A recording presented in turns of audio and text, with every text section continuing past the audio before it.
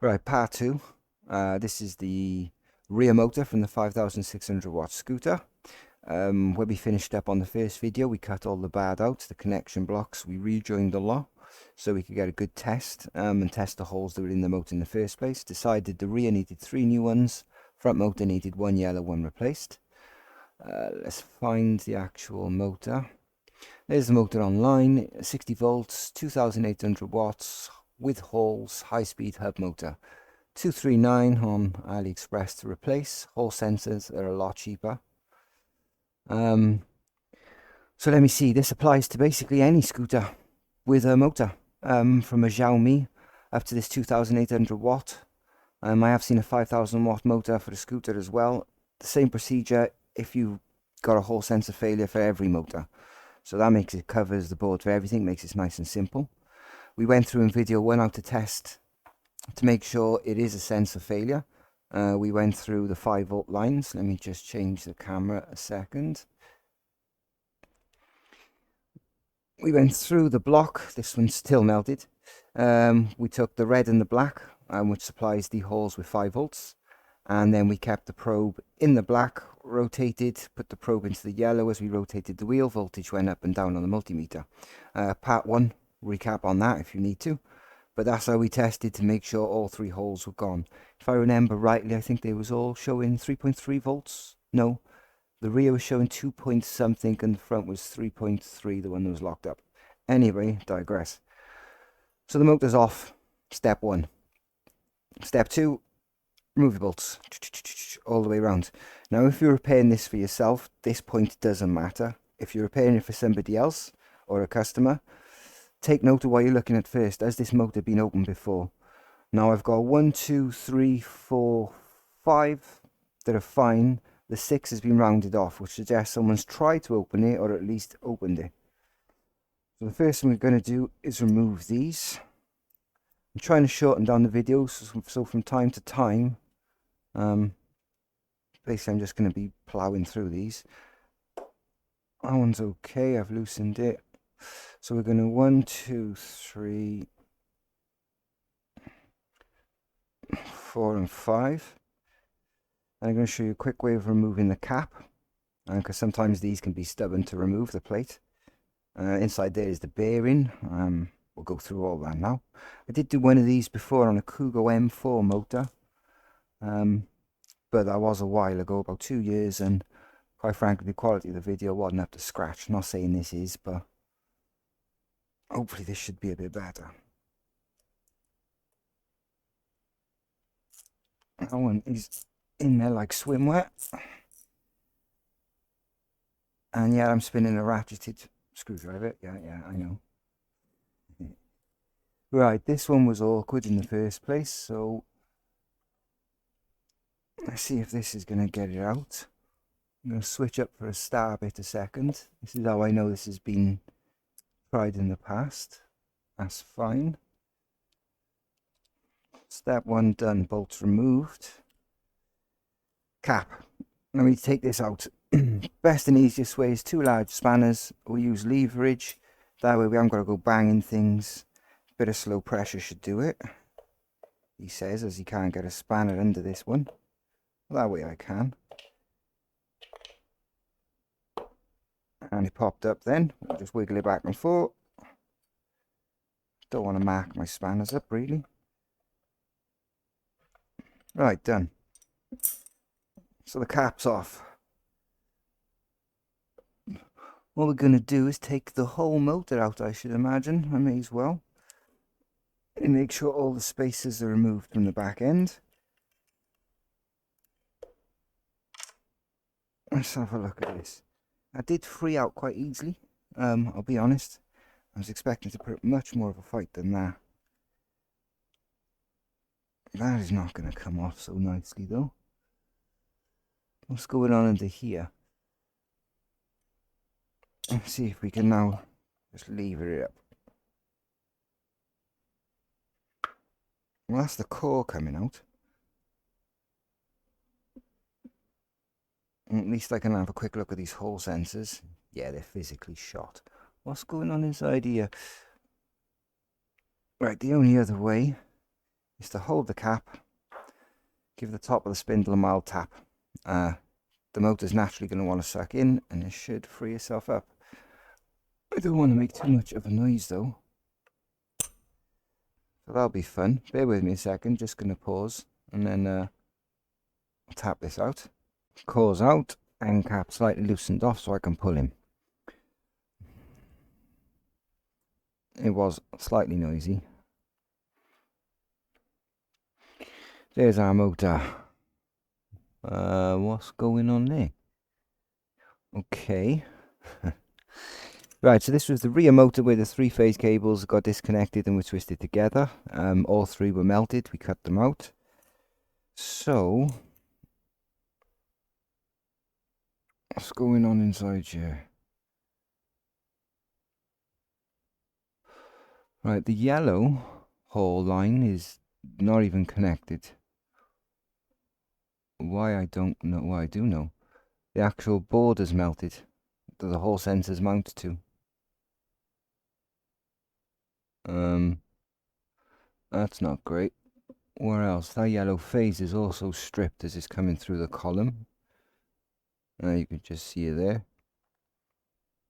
Someone's done this before. The soldering on here, as you can see, is not factory. Each one's burnt. Each leg of the Hall sensor, the PCB board, is actually burnt. So this has been done before. Where is the positive connected to? Because again, that's not where it's supposed to be. It is connected. Oh, no, it's not. So we are lucky we was getting anything there yesterday. This is interesting. What else is going on? The motor itself, it's not rusty, looks fine.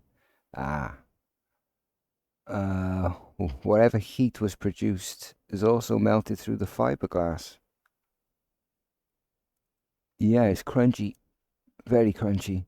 The copper is also darkened as well. That's not great. That's not great at all. Okay, still worth working on a second. Hall sensor wise, we've got, obviously we know the board the Hall sensors mount to. We'll test it, but it looks shot, to be honest, at least this side. The pad's burnt off. Yes, it's definitely been done before. These are glued in. And they've covered the actual front of the sensor with glue as well. Okay, so... But that's pretty neat. I'll give them that. The blue is neat. That can't be factory on top of there, surely. Anyway, okay, so there's one Hall sensor. Not the best. Burnt, melted. 2, melted. 3, melted. Side note, these motors are actually spaced with bamboo. So I'm surprised this didn't literally flame out. It's probably a lack of oxygen is the only reason it didn't. But that would have flamed out. It's kindled inside it. Let's just test this board the sensors are mounted to before we go any further, because it is fried. So multimeter into continuity mode. Beep, beep, beep, beep. Let's check the cable first from the connection block to the controller. We're going to hold one probe onto, let's go yellow first, and connect it to yellow up here. We should hear beep. There you go. Okay, so yellow's cool. Let me just check the others to make sure it's not shorted anywhere with anything else. No, that's fine. Green next. Get the one probe, poke it into the green. Probe the green here. Good. Beeping. No shorts to anything else. Nope. Blue one next. Again, just switch the probe. Blue's fine, not shorted to anything else. So that tells me the line, even though it's technical term battered all the way through there, is actually fine, and everything is intact and not shorted with anything else. I didn't check the phases it was shorted to. I think I should, because that yellow is exposed. That's the only one I'm worried about. Let me just quick dab and go. No, that's not shorted to any of that. Okay, the board next. Oh, here we go. Let me see. Let's see if we can zoom in, because this is getting a bit thing at the moment.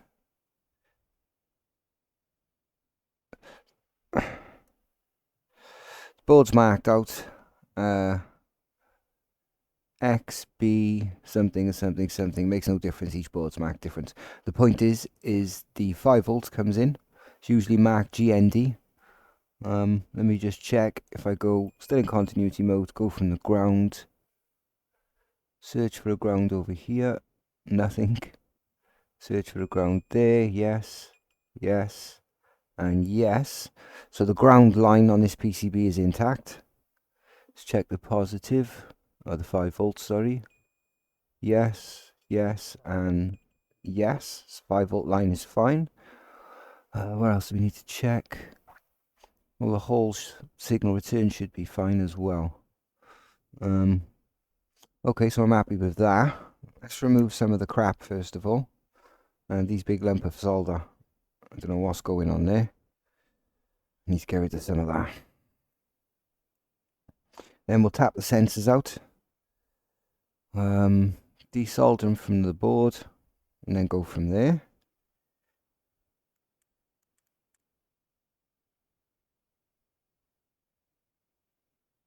Just knock the soldering iron down to about 400. I'll be burning it way too hot. I'm just going to zoom back out a second. While I just clean up these. What I don't want is anything falling inside of the motor. Saying that it would fall straight through anyway. Let's just get some of this off it.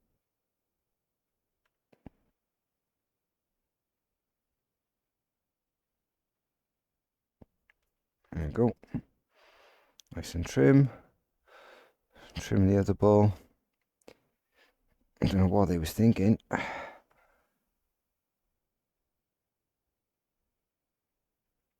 There you go. No solder on there. Let me zoom in a second. And the blue's coming off the board. That's awful.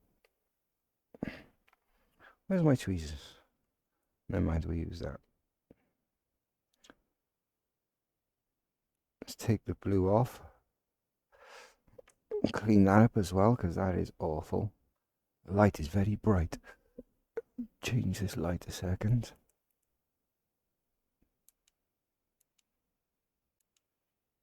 I suppose that's better.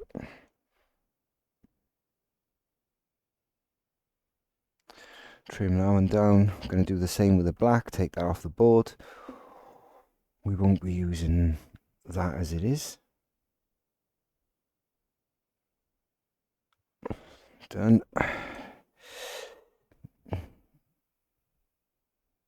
So yeah, a bit of cleanup more than anything a second. Because this is wired up crazy. This can't be factory.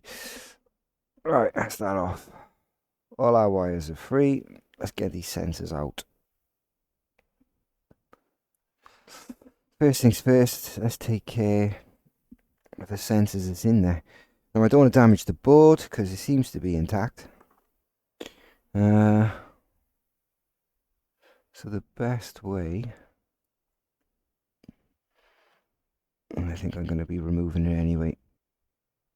Yeah, they are burnt in there solid. That is not good. I don't want to disturb the board too much in case it cracks because of the heat. That wouldn't be cool. So, plan B. Snip the ends, conformal coating so they don't short with anything. Come over the top with our sensor legs. And that seems to be plan B. Because this board is very...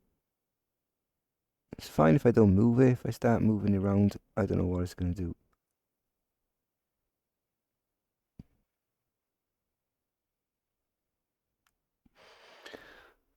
Second leg, last leg out.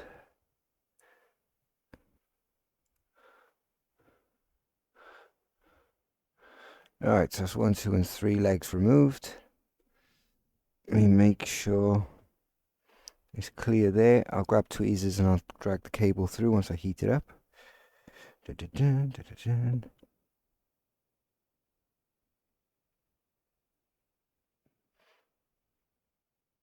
But as it stands, they're fine. There's no continuity between any of that. Let me just check.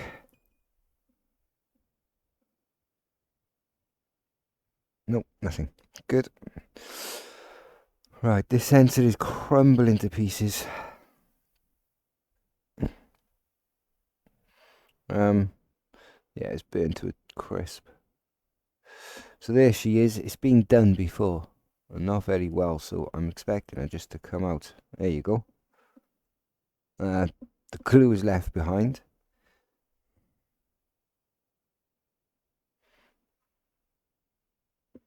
Let's pick that out. One out. Two more left. Now we got this one. Normally I would remove this board, but I think disturbing it is going to do more harm than good.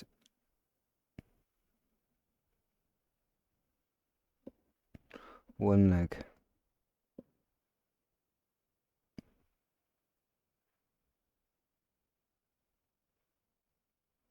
Two. And three. Still into electronics AMSR. Right, let's just see if this one pulls straight out. Hopefully it does. Yep. I'm marking the orientation of these sensors every time I pull one out. Now, if you remember last time, there's a flat back side and a beveled front side, like half of a 50-20 pence piece. They all seem to be coming out with the bevel side facing the magnets. So this is like that, straight down, straight in, and out they're popping. Another one down. Oh, it's not going that bad. Right, there's no leg on this PCB at all. No pad on this PCB board. It's been removed or it's melted or something. So I'm going to leave the last leg long in case I need something to work with. Take the others out.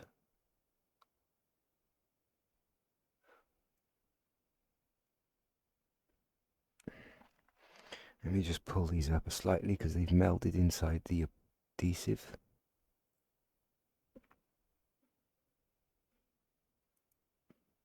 There you go.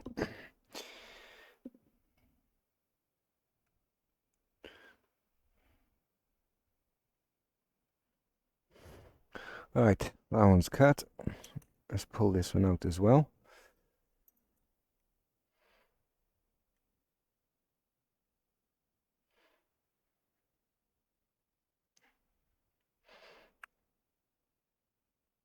Come on, out you come. That's that one out. Same orientation again. Alright, it's looking good. So what we got left? We're working with that now. Let's connect up our cables nicely, first of all. So let me see. Ground is the middle. Let me retin these a second. That one's awful. Just using the solderite to soak up some solder. This one's not even tinned. And this is a nightmare over here. Is there a pad over there or? Don't know. Don't want to touch that a second. Right. Are these the right order now?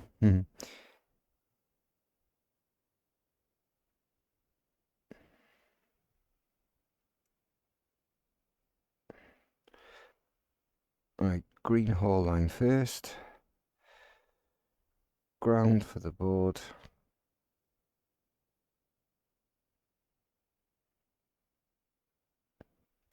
Where else have we got? That should be the blue.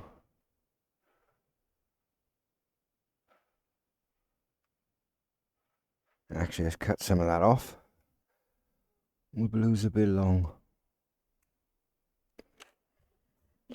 Let's try soldering with the left hand.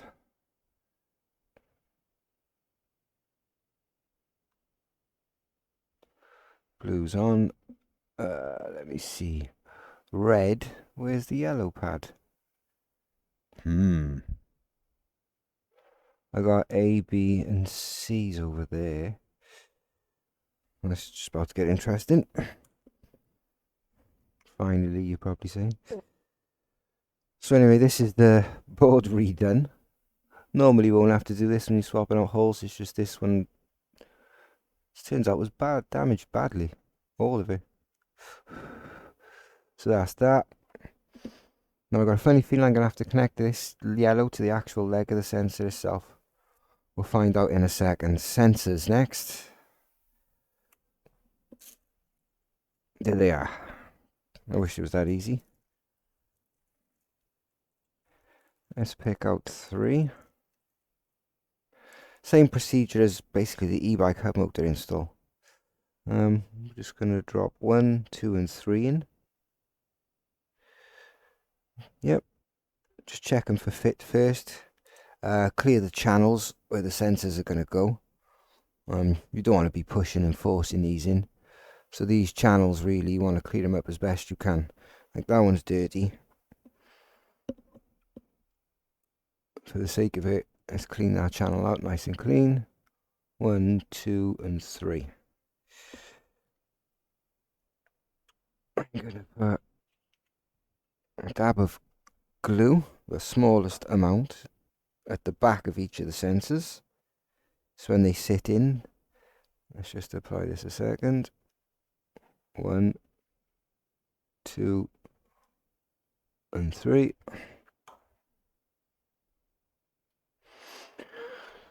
Right, let's get the sensors in.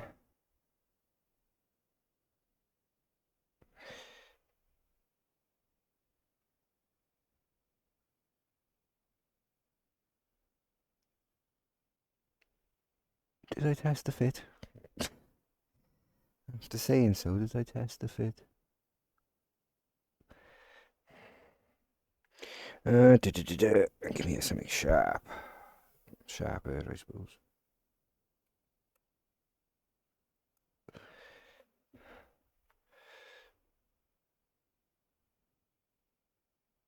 Alright, last sensor. Then we'll dress the legs, so they don't come in contact with themselves or anything else.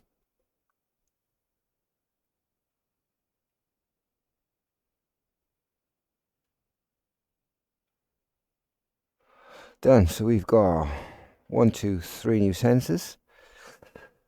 Heat wrap time. Now I'll tell you what, I will skip forward on this bit, otherwise this video is going to get long. But basically, the smallest heat wrap you got, cut them down. So we just got tips of the legs to work with. About 2 mil will do, 2 or 3 mil. So that's what I'm going to do. I'm going to measure 1. Cut them all down. Slightly large. Hold on.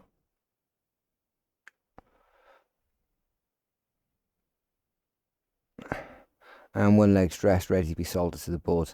Exactly the same thing on all the legs. So I'll just get that done. Get straight onto the point. Not one too bad. Right, let's get them onto the board next. First things first, where they going? Well, as standard, we should remove the board and put them under there. But as you can see, I don't like the board's chances of removing it. And getting one of these boards to size, well, it's a delay. And quite frankly, I'm going on holiday on Monday, so this is the last night of this one. It should be rolling tomorrow. So let's bend the legs over. What I'm going to do is not flex the legs to the PCB and then solder them. I'm going to actually put a bend in the legs. It's quite important. Let's line the first one up. I'm going to put the screwdriver under it, so I've got something to push the pin over to bend it.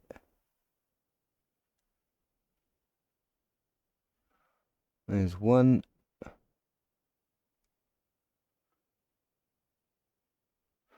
2, and let's bend that over, and 3. Right. See, they're now actually bent towards where they're going to be placed. I'm going to dab one on, and then I'll go ahead and do the other ones.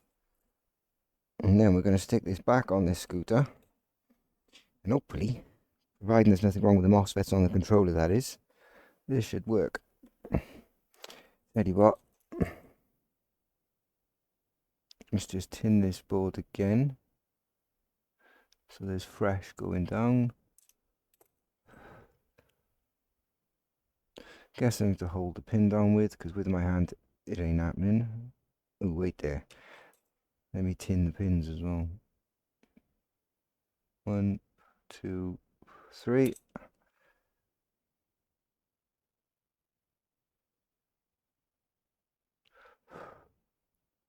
One on. It's fiddly more than anything. It's something you could do. 2. It's definitely something you could do with a soldering iron and a bit of patience. And sensors. I'll share the link. Ooh, you bugger. It had me. 1, 2, 3. Just for sanity, I'm going to check this continuity. I'm going to go back to this block. I'm going to go to the ground first, which is the middle leg of the sensor. Put my multimeter to continuity mode. That scared me. And we should get something. Ooh, that's working. Hold on. Black is over there.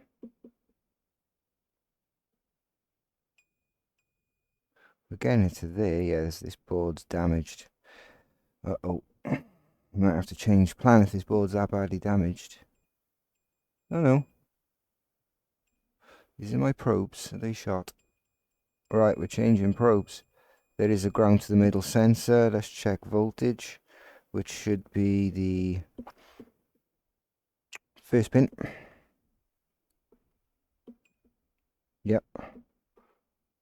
My probe pins need changing. Yeah. Bear with me a minute. I might have to get a new set of probes out. Don't really want to. Oh, there you go. Yep, so that's voltage. And the signal for that one would be green. Let's just check the green in the block. Green's in the block. Green's there. So that sensor is in. Everything seems to be fine. I'm going to heat shrink and wrap that down, seal them in. Put some conformal coating over the top of this, or some UV curing resin. Right, let me whip through tapping these ones down, and I'll get straight back to you. All tapped on, all ready to go. What's next? What are we gonna do? I do want to seal them, and I will seal them, but I want to see if this controller actually works inside this scooter. So I am willing to take a quick test. Make sure the shims are on the shaft. Make sure nothing is going to make contact. Just going to skim this over a second. I want to run 5 volts into this whole sensors. And make sure it's working on the controller. Diagnose it back on the scooter again, really. So we'll wiggle that down. Keep wiggling. Bit of patience. And we are there. Right. What I'm going to do now is put that back inside the motor. Quick shot of that, and then we'll cut to it on the scooter, and then we'll test these holes we just installed. Big change up. Motor back on the scooter. 3 hole sensors changed out. Let's test what we've done first of all. All I've done off camera is obviously lug this thing up because it is heavy. Resoldered the phase cables back. Same as in video 1, 2 and 3. Double heat wrapped. I've covered all this because otherwise this is going to distract the eyes and, well, So we'll keep that covered a minute while we work with just our 3-phase cables and our Hall sensor block from the rear motor. So what I'm going to do is connect it up first of all. Turn the multimeter on. Turn the scooter on. Make sure we got 5 volts. Scooter is on. No error codes on the display. So a good start. I'll stick that pin in there. Multimeter. Is the controller sending 5 volts? Yesterday it was. Today it is. And it's 4.8. If you remember yesterday it was high at 5.2. I think I know the reason why. And it's to do with these filters. If we've got time we'll get back to these. These are, as it turns out, filters. This is why the voltage was high. Anyway, get back to that later. So we got 5 volts going in to our Hall sensors we just fitted. Next we're going to check. So first we're going to probe our yellow sensor. Now, as we talked about yesterday, the sensors are basically glorified on-off switches, just non-mechanical versions. Watch video 1 if you want an explanation. 3.2 volts. As I rotate this wheel, the sensor should go on and off. It should drop down to 0 volts, back up to maybe a bit higher than 3.2. And every time the wheel rotates slightly, yeah, there's 90 and 180 or 120 degree sensor angles. Anyway, every time it rotates, this number goes up and down. That's the key point. So our yellow sensor first. Hey, that's a win. So if I rotate it really slow, 0 volts, and then as I go, it just passed the positive magnet or negative, doesn't matter. And then as I rotate it more, it hits the negative magnet, which turns it off. Rotate it again, hits the positive magnet, which turns it on, etc, etc, etc. That's what the controller needs fed back to it, so it can get information on the rotation of the rear wheels, speed. Not so much that, it's the calculation of the phase, the 3-phase calculation basically. There's nothing basic about it. We could nerd out if you want about that. Might live stream one day. So anyway, bottom line, yellow sensor working. Green next.